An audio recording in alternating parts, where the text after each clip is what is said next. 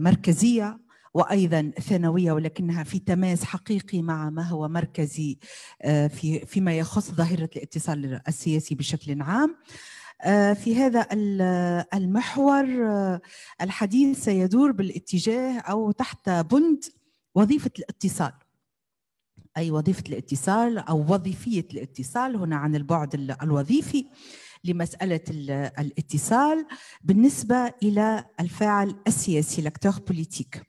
طبعا هذه الوظيفية، وهذه الوظيفية ممكن أن نبحث عنها، أن نحفر فيها من خلال كيفية تقديم الذات السياسية.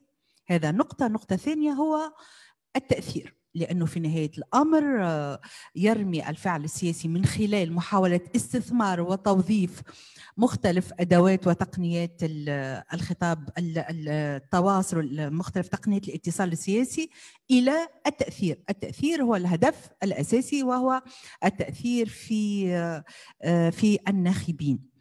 إذن الاتصال هنا يتراءى لنا من جديد كأداة رئيسة بالنسبة إلى الفعل السياسي اليوم، وكيف أن الاتصال أيضا هو بعد أساسي من أبعاد الفعل السياسي.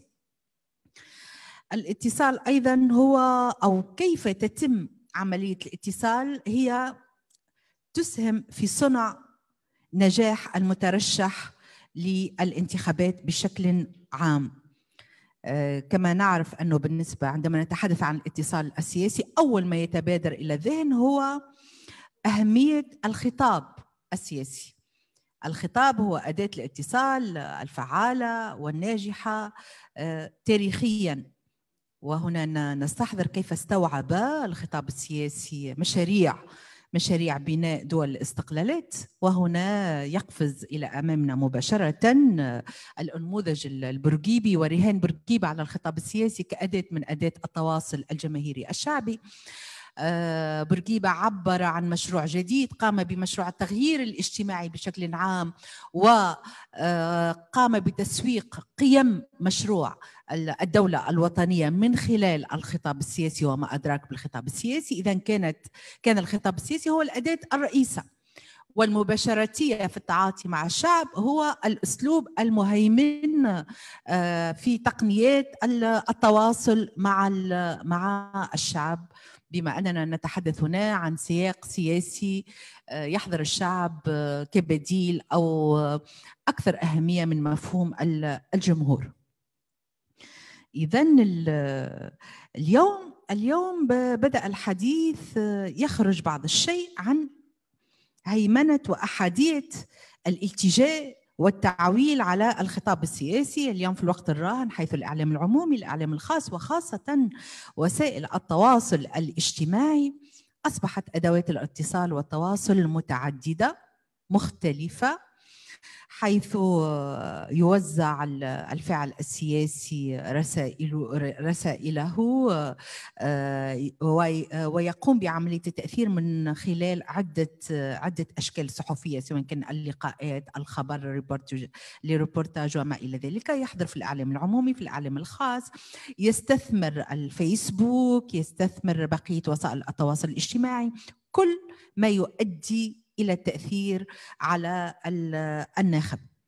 هنا نطرح سؤال في هذا المحور، وسنحاول أن نبحث عن هذه الإجابة من خلال المداخلات التي ستقدم في هذا المحور.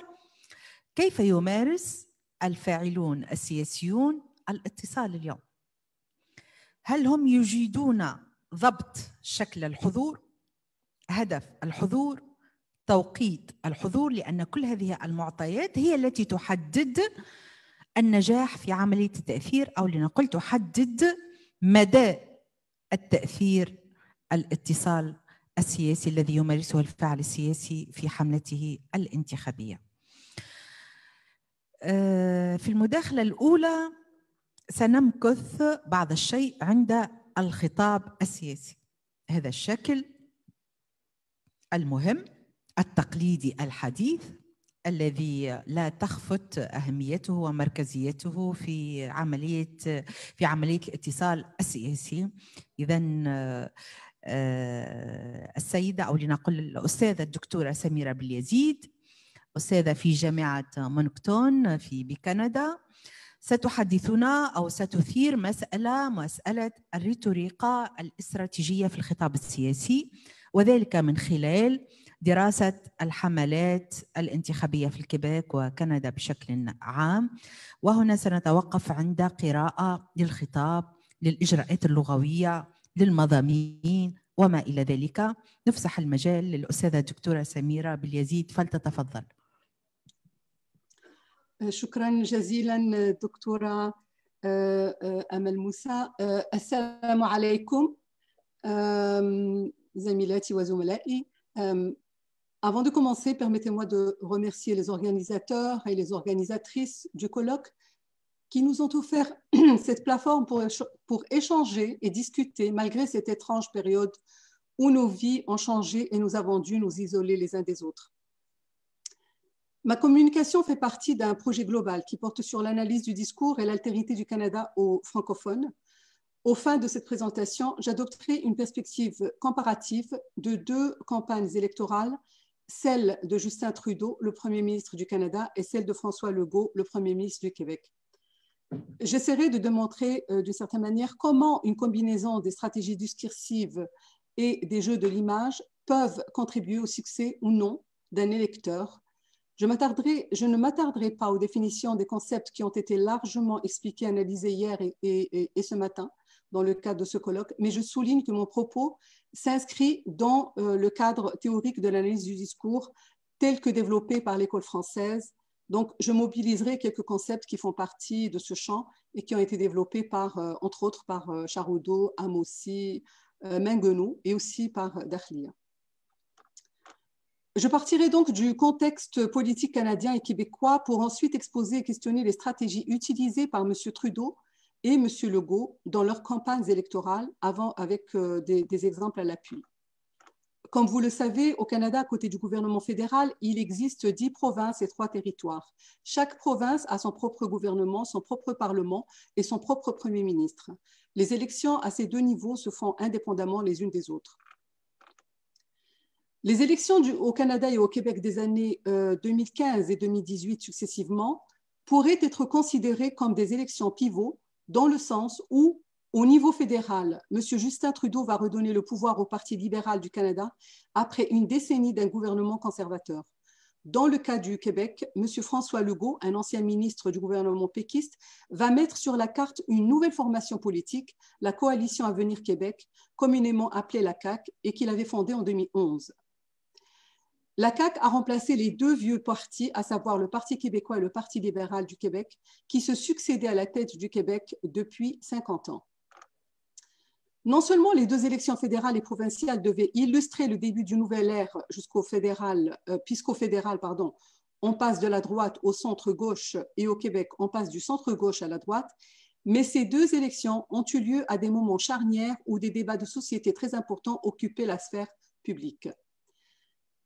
Les changements de cap au niveau fédéral et au niveau provincial semblaient inévitables, mais non moins surprenants, en particulier au Québec.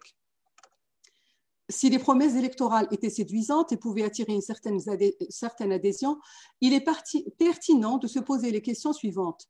Comment M. Trudeau, un jeune professeur d'école sans grande expérience en politique, a-t-il réussi à imposer sa candidature devant des politiciens aguerris tels que M. Mulcair, chef du Parti néo-démocrate, et M. Harper, chef du Parti conservateur? Par ailleurs, comment M. Legault a-t-il réussi à imposer son nouveau parti devant les deux grands partis qui ont marqué le paysage politique québécois depuis 50 ans? Autrement dit, quelles sont les stratégies de communication qui ont conduit ces deux candidats inattendus, disons, au pouvoir?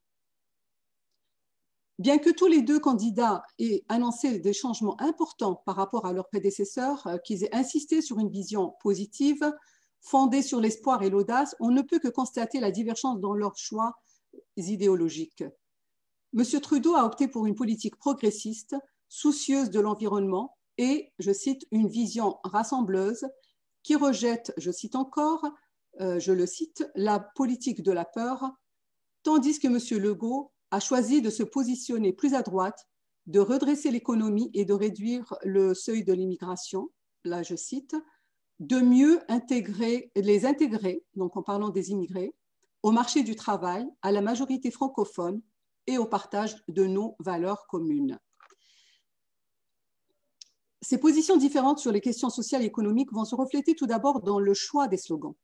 Notons que M. Trudeau a choisi comme slogan « La diversité est notre force », tandis que M. Legault, qui se présente comme un pragmatique, a fait campagne avec un seul mot, « maintenant ». Notons au passage que ce slogan rappelle l'emblématique « Por ahora » de Hugo Chávez en 1992. Mais au-delà des slogans, ce sont l'éthos discursif et préalable des candidats qui vont contribuer à leur succès dans les élections de 2015-2018 et de 2018. Le discours étant l'un des principaux moyens d'action dans une campagne électorale, les deux candidats ont réussi à la fois à produire un discours dominé par la promesse du changement et dont l'objectif explicite était, je cite, d'agir sur les électeurs potentiels et à construire leur propre image ou ethos qui devait servir à séduire les électeurs, pour reprendre l'expression de Charoudou, et ainsi les persuader de leur accorder leur confiance afin d'accéder au pouvoir. Donc, c'est en quelque sorte une stratégie de séduction, comme vient de le rappeler Madame Moussa. Dans un contexte de campagne électorale serrée où les élections se jouent autant sur les idées que sur les personnalités, l'éthos prend tout son sens comme moyen d'influence. Ruth Ahmossi évoque une entreprise de persuasion soutenue par une intention consciente et offrant des stratégies programmées à cet effet. Pour revenir à la notion d'éthos aristotélicien, dans le sens d'une image verbale que l'orateur produit de sa propre personne pour assurer son entreprise de persuasion, elle est fondée sur 3 paramètres qui, selon Aristote, sont nécessaires pour assurer la crédibilité de l'orateur. Ces paramètres sont la sagesse, la vertu et la bienveillance. Ahmossi fait la distinction entre l'éthos discursif et l'éthos préalable. Le premier, je cite, se réalise dans et par le discours et consiste dans l'image que le locuteur construit délibérément ou non dans son discours et qu'il projette de lui-même dans sa manière de dire les choses. Le second s'élabore sur la base du rôle que remplit l'orateur dans l'espace social, mais aussi sur la base de la représentation collective et du stéréotype qui circule sur sa personne. Excusez-moi.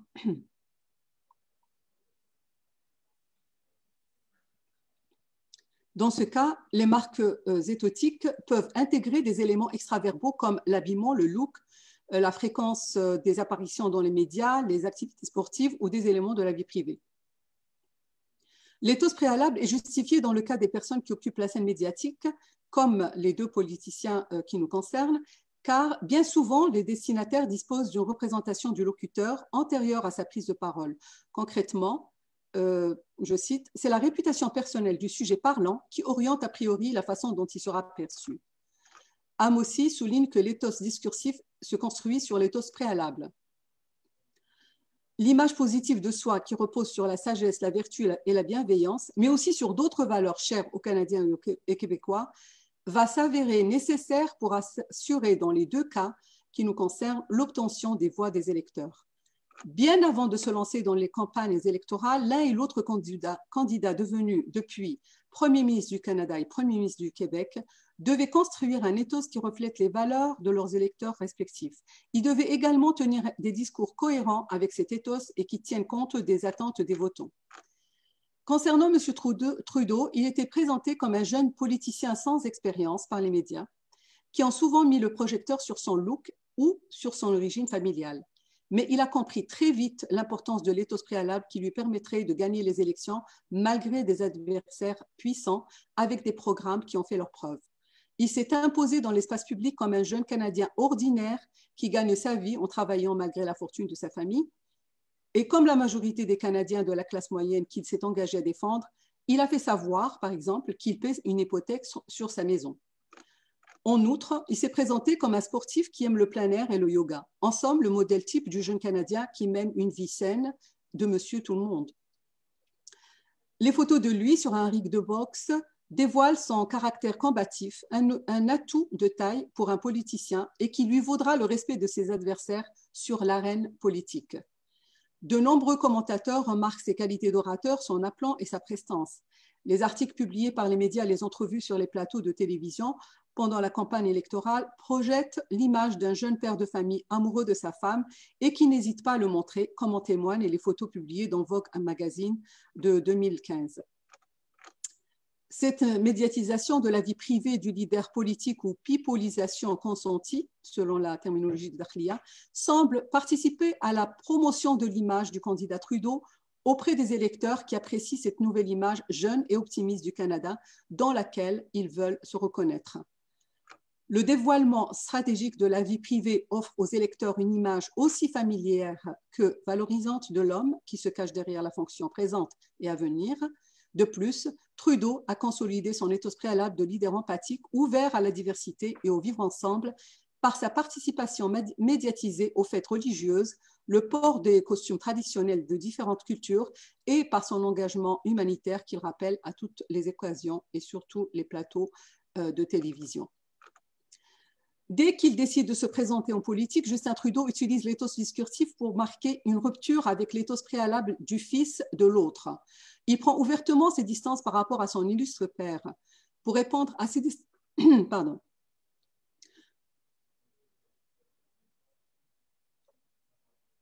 Pour répondre à ces détracteurs qui l'accusent de tirer profit de son image publique et de son nom, il répond « Je porte le nom de Trudeau, je porte aussi mon propre nom. Je ne suis pas seulement un nom de famille, je suis quelqu'un qui a un prénom. » Son ethos discursif sera construit sur des mots-clés, des expressions qui deviendront des leitmotifs comme le changement progressiste, la protection de l'environnement, une nouvelle politique, une vision rassembleuse, une vision positive et optimiste, la diversité comme richesse, entre autres. Le tout placé sous la bannière des valeurs canadiennes. Fidèle à l'idéologie du multiculturalisme canadien qui reconnaît que les Canadiens sont originaires de milieux culturels très variés et que toutes les cultures ont une valeur intrinsèque, M. Trudeau s'engage dans la lutte contre le racisme, promet la réconciliation avec les peuples autochtones et il annonce une enquête nationale sur les femmes autochtones assassinées ou disparues, enquête qui était réclamée par les peuples autochtones depuis des décennies et qui a été déclenchée quelques mois après les élections.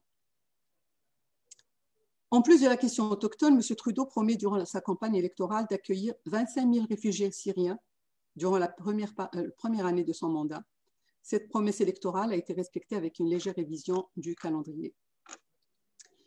Quant à M. Legault, il s'impose comme une figure publique avec la réputation d'un homme d'affaires prospère, perçu comme un bon père de famille qui parle volontiers de sa femme, de ses enfants et de sa mère, chose qui est très rare.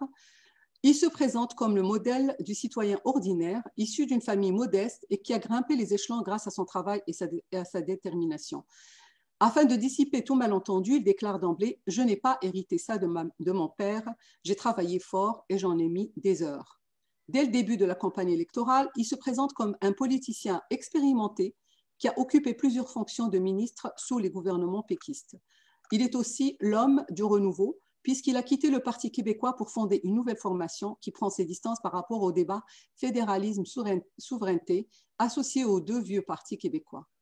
En réussissant à briser l'axe fédéralisme-souveraineté, Legault s'est réinventé pour mettre ses priorités ailleurs.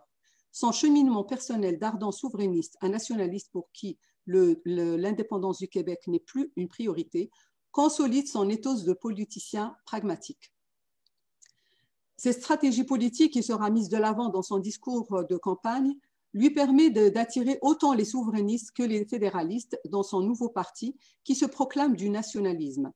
Son image d'homme persévérant et patient sera consolidée par sa réaction aux deux défaites de 2012 et de 2014 qui ne semblaient pas avoir entamé son courage et sa ténacité. Ces deux premiers échecs lui serviront de leçon quand il se représente en 2018, ce qu'il n'hésitera pas à rappeler sur les plateaux de télévision et dans les entrevues.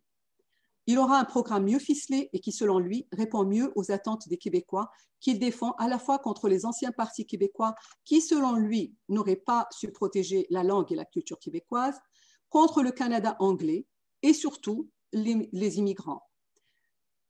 Il déclare que l'intégration des immigrants est perçue comme une préoccupation nationaliste actuelle par près de 60% des Québécois et promet de faire écho à ces voix. Donc, M. Legault, qui se fait élire avec un discours nationaliste centré sur l'économie et l'assainissement des fonds publics, promet surtout de réduire les seuils de l'immigration, en particulier non européenne, d'imposer un test des valeurs pour les nouveaux arrivants, ainsi qu'un examen de langue française après 4 ans. Il annonce surtout un projet de loi sur la laïcité de l'État qui touche particulièrement les femmes musulmanes voilées. La loi sur la laïcité de l'État sera adoptée en 2019. Elle interdit le port de signes religieux aux employés de l'État en position d'autorité coercitive, ainsi qu'aux enseignants du réseau scolaire public. À côté du développement de l'économie, de l'intégrité et de la vie publique, la valorisation de la culture québécoise devient un des axes principaux de la plateforme électorale de M. Legault.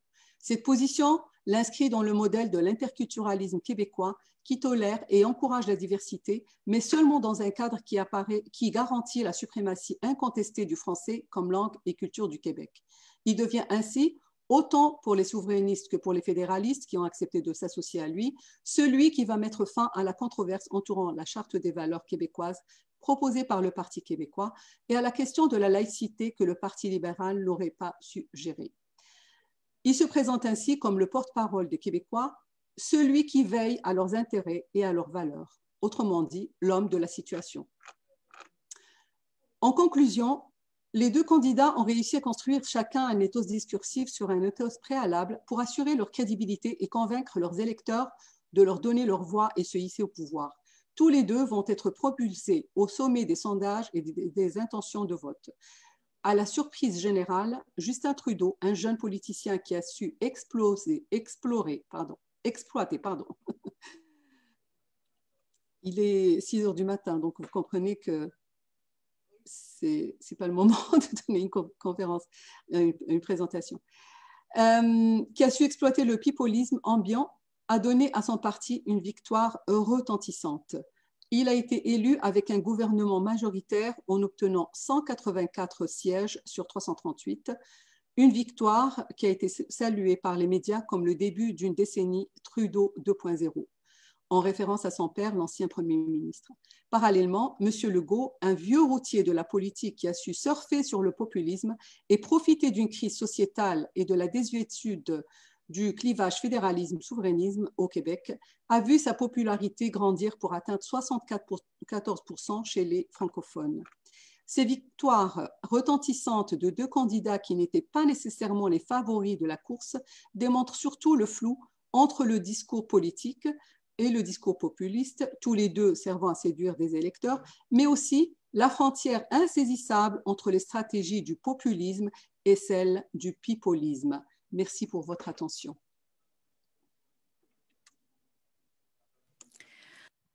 شكرا جزيلا للأستاذة الدكتورة سميرة بليزيد على هذه المداخلة المتميزة جدا حقيقة، على اعتبار أنه قدمت لنا تفكيكا وتحليلا معمقا، اشتغل على المضامين واشتغل أيضا على الصيغ اللغوية فيما يخص الخطاب، خطاب بين مترشحين للانتخابات بالنسبة في كندا. لاحظنا أنه بناء الصورة، la construction de l'image، بناء الصورة اللي عند المترشحين للسلطة في هذه الحملتين، يعني الحملتين انتخابيتين، يعني هناك فرق، هناك يعني وهذا الفرق استمد أو تمظهر من خلال الاشتغال على الفكرة المركزية، هي الإيديولوجية التي تحكمت، هي فكرة التعددية الثقافية. هذه فكرة مهمة اشتغل عليها الفاعل السياسي. هذه الفكرة تم الاشتغال عليها من خلال مضامين قامت بمعاضدة هذه الفكرة، وأيضا صيغ إغرائية. هنا الإغراء بالنسبة للمتلقي، هناك خطاب يقوم على فكرة سياسة الخوف، خطاب يقوم على فكرة الاختلاف هو قوة كندا. ومع طبعا تعزيز هذه الرؤى وهذه المضامين بالوعد بالتغيير. يعني كل خطاب يتوخى استراتيجية فكرية ولغوية للدفاع عن فكرة كيف يكون المستقبل أفضل، مع التركيز على الرؤية الإيجابية والتصور الإيجابي لفكرة التعددية الثقافية. يعني هناك تراوح بين خطاب يراهن على فكرة التعددية الثقافية وخطاب آخر على فكرة التداخل الثقافي، خاصة أن هذا الخطاب يعني نشأ في خطاب الجزء، يعني بالنسبة للحملة الأخرى نشأت في إطار تصاعد الشعبوية، والشعبوية طبعا كما نعرف هي الآن في تصاعد في بقاع متعددة من العالم. هنا إذا توقفنا مع الأستاذة حول العمليات الخطابية، صيغ الإغراء وعناصر اللغة هنا، وكيف أن صفحات الويب للمترشحين والكتب السياسية المنشورة ساعدت أيضا على عملية التسويق. إذا كنا في قلب الخطاب السياسي هنا، كيف يستثمر الفاعل السياسي المقبل على انتخابات وعلى في الانتخابات أو أثناء في عمق الحملة الانتخابية، كيف يستثمر الخطاب السياسي. نمر الآن إلى المداخلة الثانية. المداخلة الثانية يشترك في تقديمها باحثان، الدكتور العربي بوعمامة وأيضا الدكتور رقاد حليمة من جامعة عبد الحميد بن بديس من الجزائر. إذا نذهب إلى الجزائر. هذه المداخلة ليست حول الخطاب السياسي، سننتقل إلى مسألة أخرى، وهي استراتيجيات هيكلة الحملات الانتخابية الإلكترونية. كيف يتم استثمار أهمية هنا المنابر الرقمية والإعلام الرقمي والتواصل الرقمي في الحملات الانتخابية، خاصة أن الناخبين الآن يعتمدون بشكل أساسي على الإعلام الرقمي أيضا. إذا نفسح المجال للباحثين. دكتور العربي بوعمامة.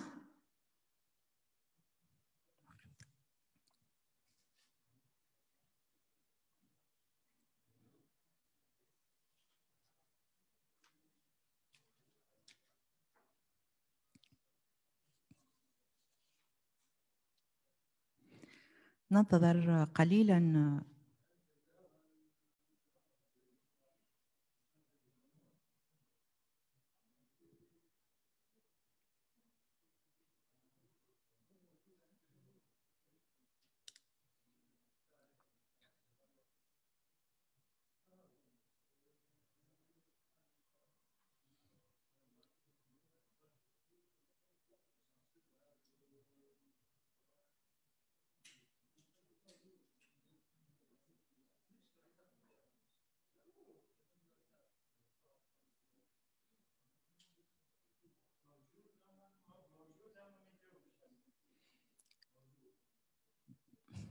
إذن كيف يمكن التواصل معه؟ ربما تصور أنه هناك مداخلة أخرى قبل مشاركته.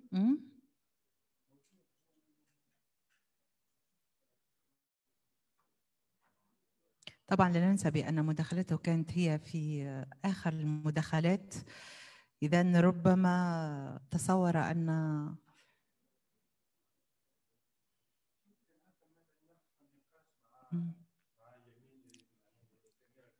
إذن في انتظار ربما يتم أن يلتحق بنا الدكتور العربي بوعمامة والدكتورة رقاد حليمة من الجزائر.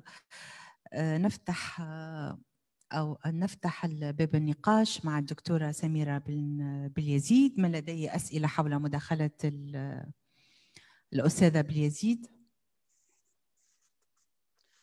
نعم تفضلي أستاذة. شكرا جزيلا. من يريد أن يتفاعل سواء كان من خلال سؤال أو تعقيب أو تعليق؟ مع الدكتورة باليزيد.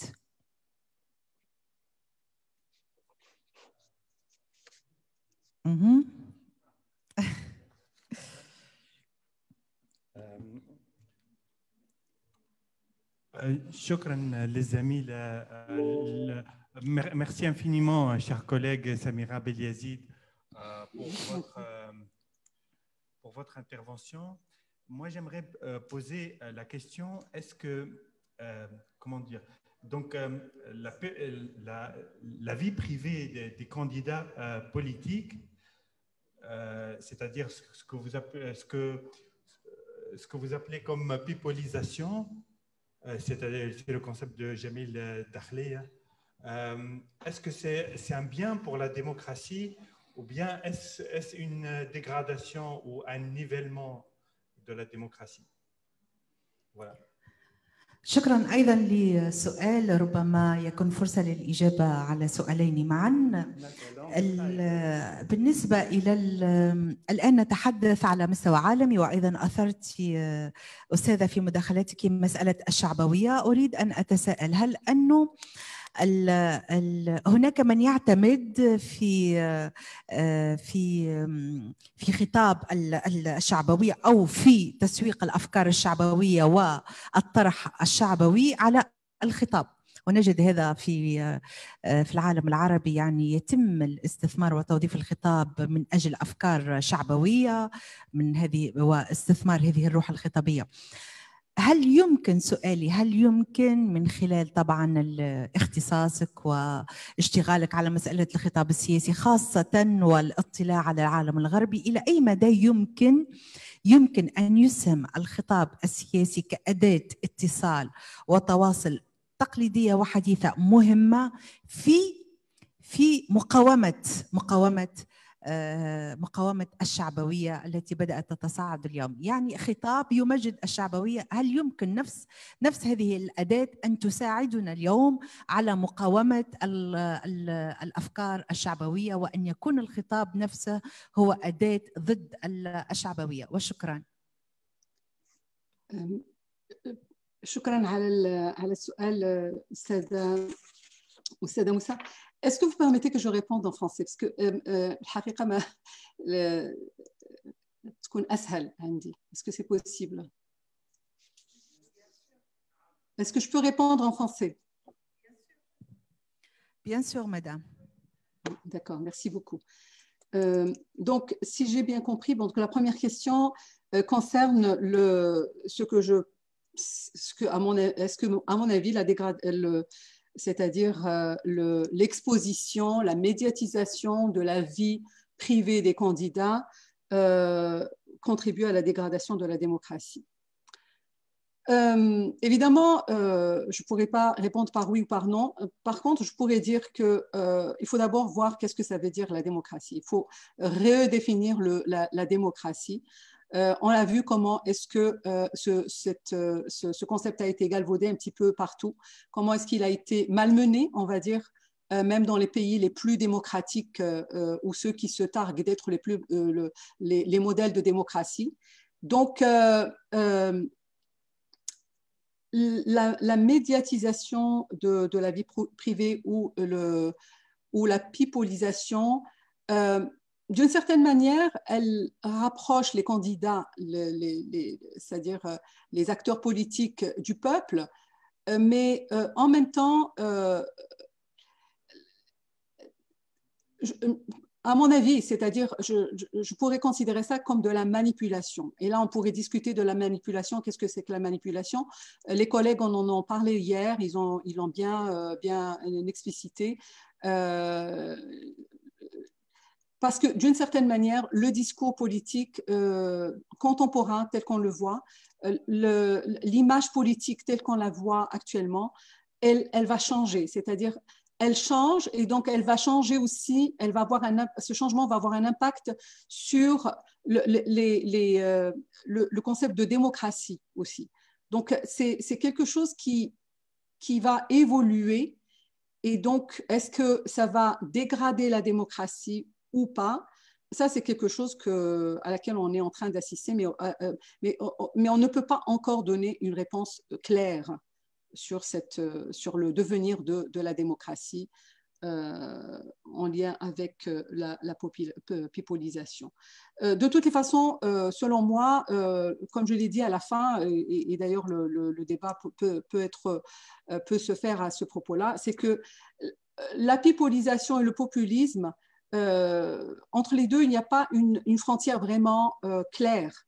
Et on peut facilement passer de l'autre, utiliser les moyens l'un de l'autre. Les populistes utilisent le pipolisme pour leurs objectifs.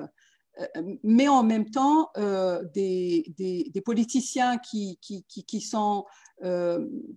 se présentent comme très sérieux, comme très progressistes, vont utiliser des éléments du pipolisme et aussi du populisme pour arriver à leur fin. Donc, c'est vraiment assez confus. Ceci dit, je ne suis pas, je suis désolée de rectifier la chose telle que annoncée par Madame Moussa, je ne suis pas une spécialiste du discours politique. Je travaille beaucoup sur le discours médiatique, en fait. Jusqu'à maintenant, j'ai publié, j'ai fait beaucoup de travaux sur le discours médiatique et l'altérité, en fait, dans le traitement de l'altérité dans la presse francophone canadienne. Alors, pour revenir à la deuxième question, est-ce qu'on peut utiliser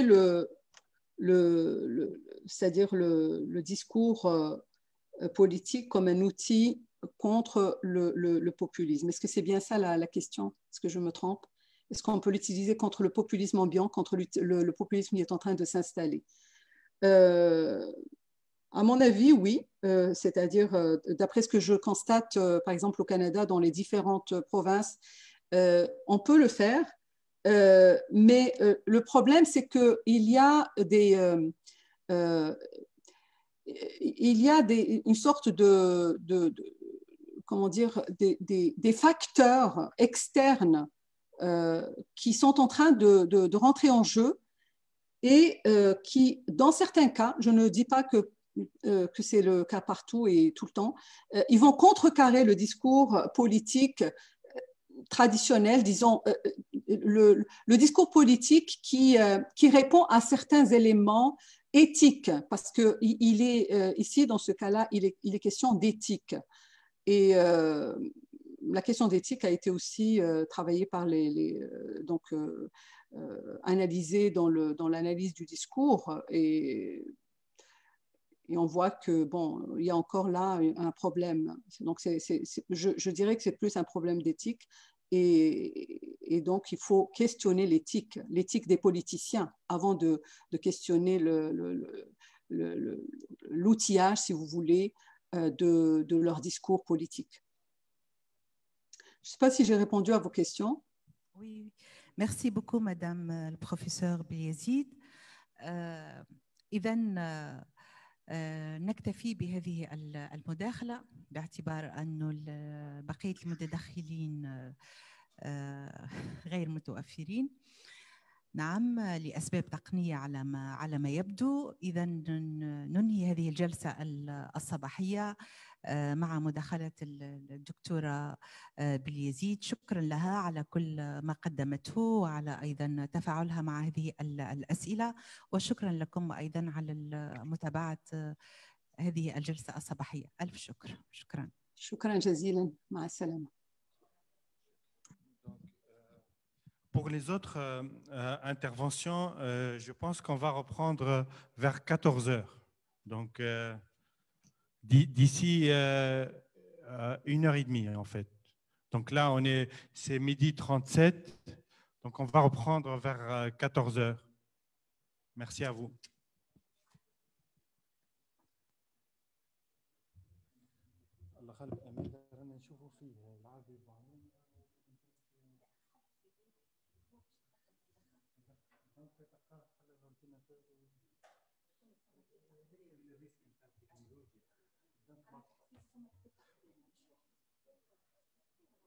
هو الكلوك ما خيرش ما يجيش